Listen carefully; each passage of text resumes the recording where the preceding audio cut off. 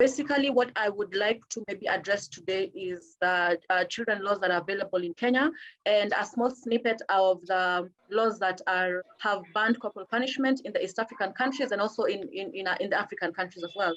So when it comes to, maybe we can go to the next slide.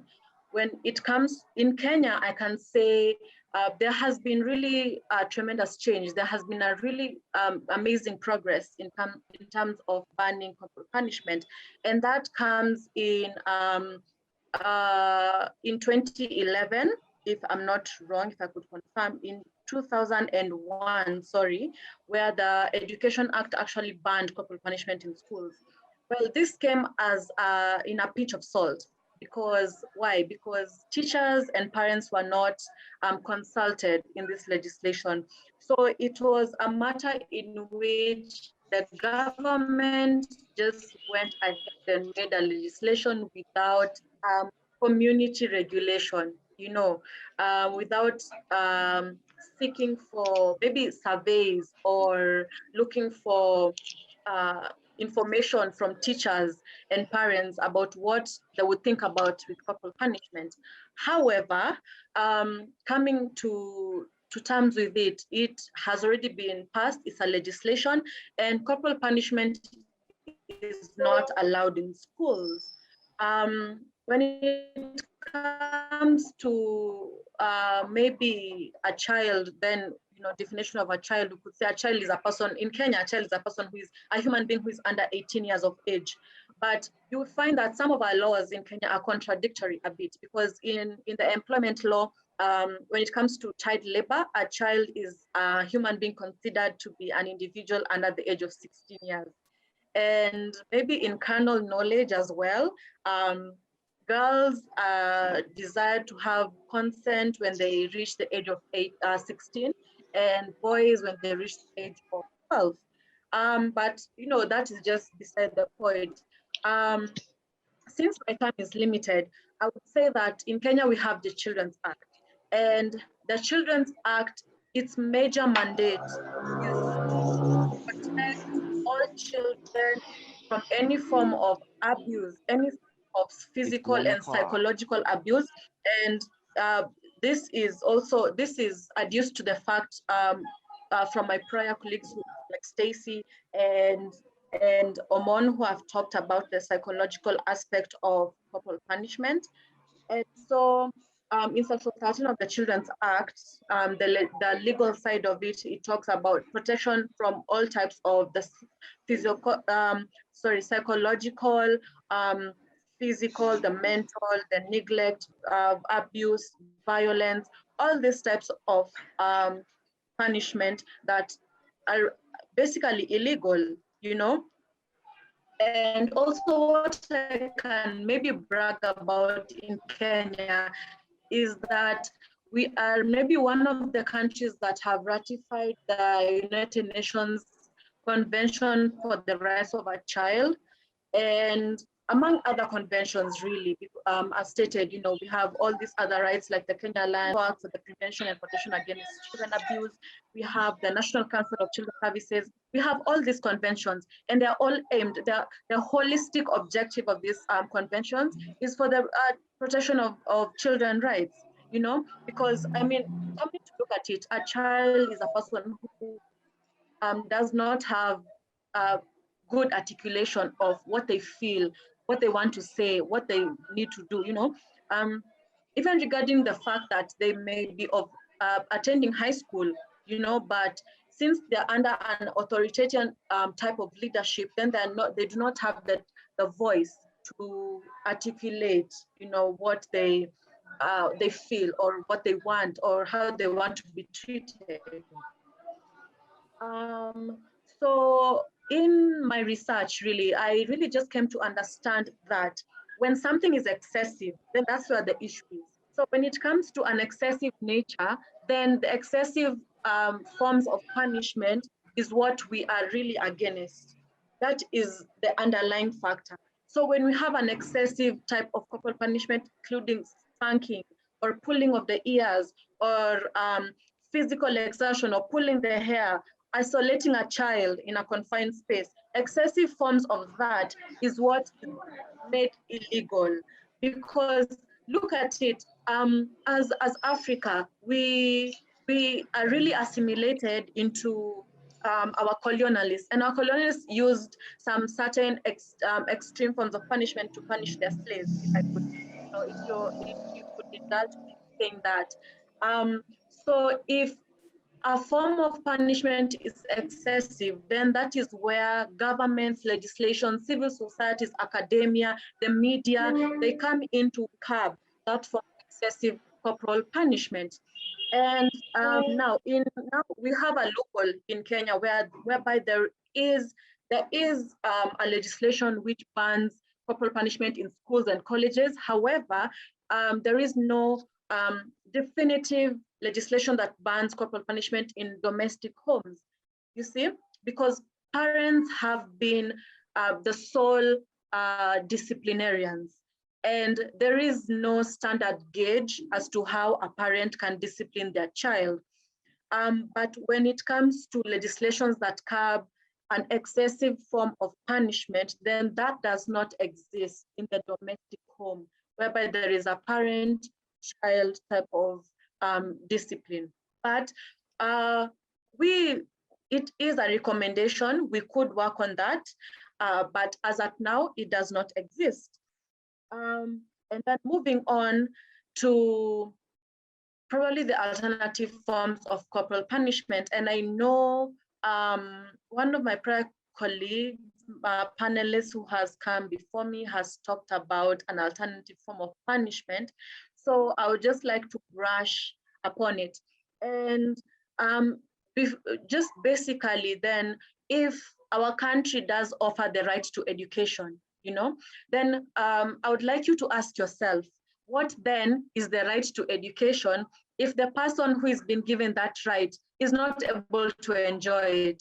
Because the forms of corporal punishment makes them coil. It makes them recede back to making any type of mistake, being in any form of discipline, So it's offering a form of solution in one hand and taking it again in the same hand, So when it comes to alternative forms of corporal punishment, we have the ANPPCN.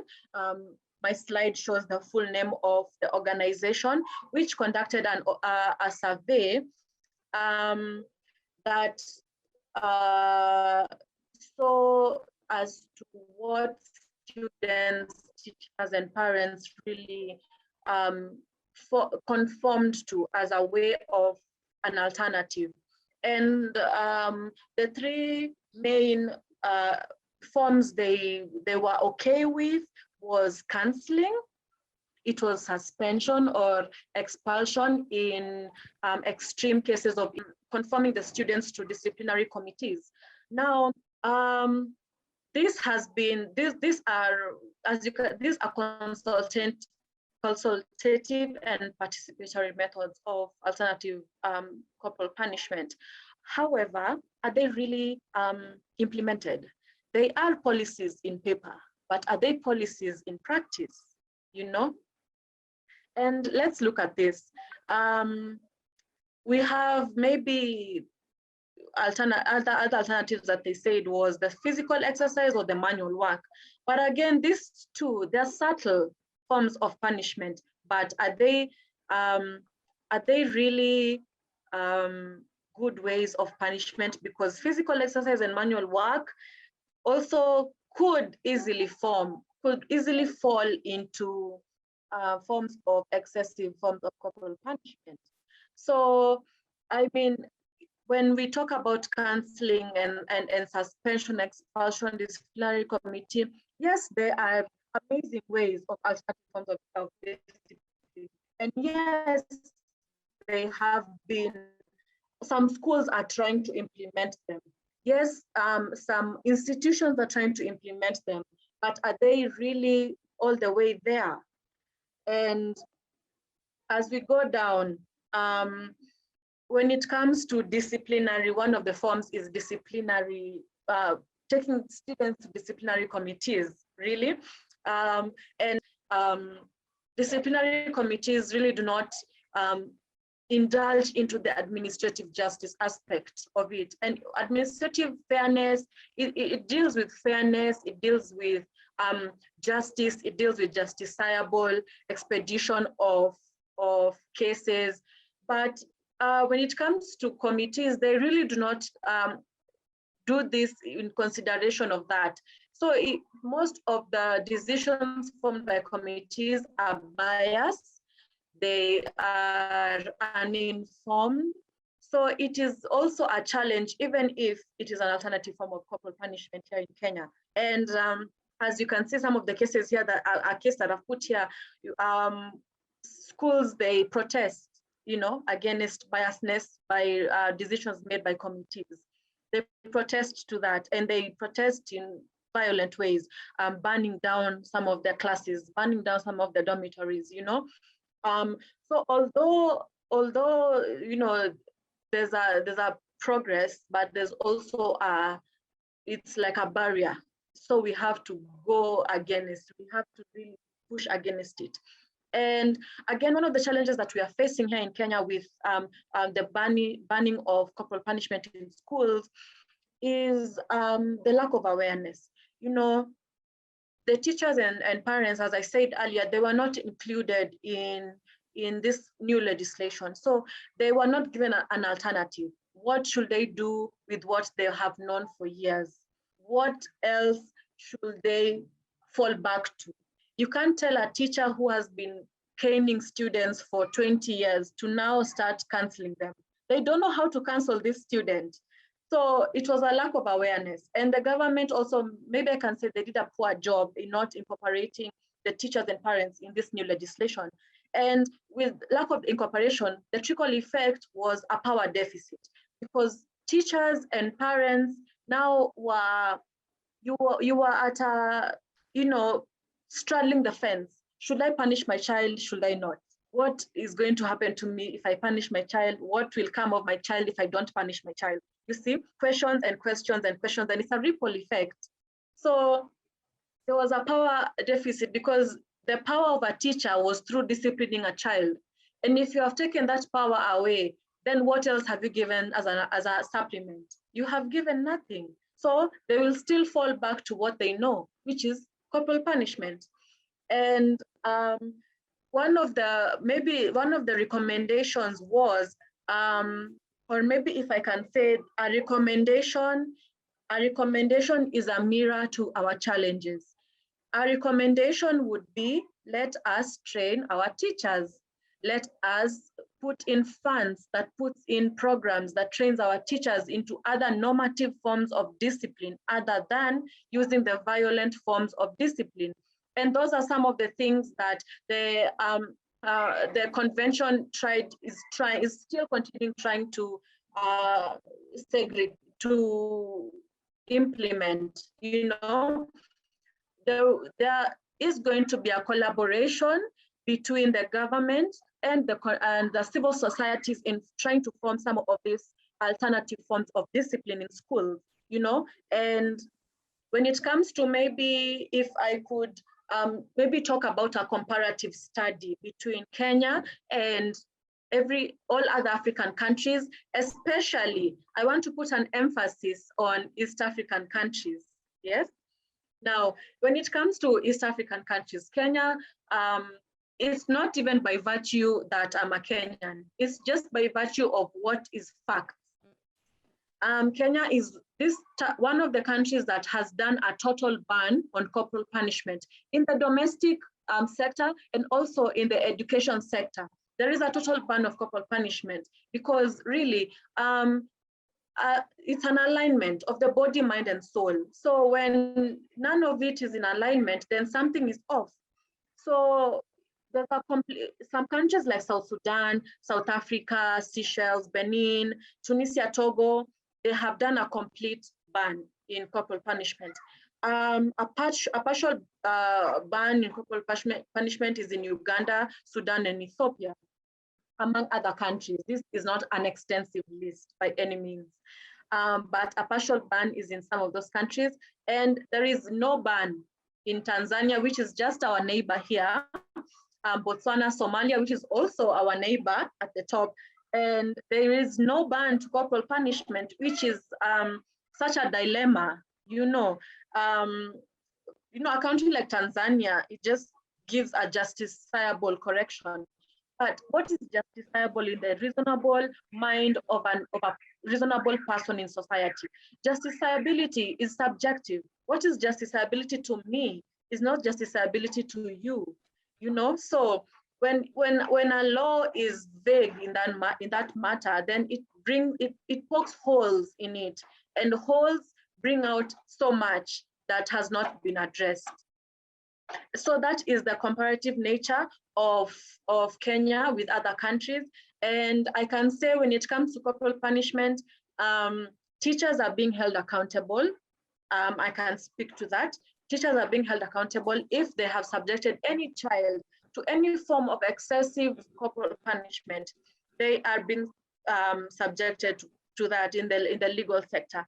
And children are also given the right to petition to court, the High Court, when the disciplinary committee has not really incorporated administrative justice when it comes to decision making. So they can petition to court as an appeal method to tell them that really, look, yes, we have gone through the process of discipline, but I don't feel like they were fair. I don't feel like it was justifiable. I don't feel like I feel like there was bias in this type of decision. So they're given that mandate, and the High Court has that jurisdiction. However, as I said before, the High Court shies away. It really does. Our courts, they shy away from decisions that have been made by independent bodies. And an education system is an independent body. So why should the court now stretch its hand into an education board and try to dismantle the decision? So our courts shy away from that. But if they do shy away, they still hear some of the cases. And maybe in my final remarks, I would say that corporal punishment in Kenya, it has been banned, but it has not been totally implemented. It is a marathon, it is not a sprint. And I know some of my panelists who come before me and who have talked before me, who come after me and who have talked before me will also attest to the fact that when it comes to a child, the child rights, it's an alignment, the body, the mind, and the soul. If one is off, then the realization of the other cannot happen. And I would like to leave my short submissions with a quote from Albert Ellis, who says that to change our behavior, we must change our feelings. And to change our feelings, we change our thoughts. Let teachers change their thoughts into corporal punishment. Let them incorporate other forms of alternative forms of punishment. Let it be a progressive form of punishment that will impact a child's life, not in the current state, but even in the future state. You know, so with that, my legal representation here in Kenya and a small snippet of the East African countries, I would like to finish with that. And maybe at the end, we could encourage questions or contributions to that. But other than that, I think that is my final presentation for today. Thank you.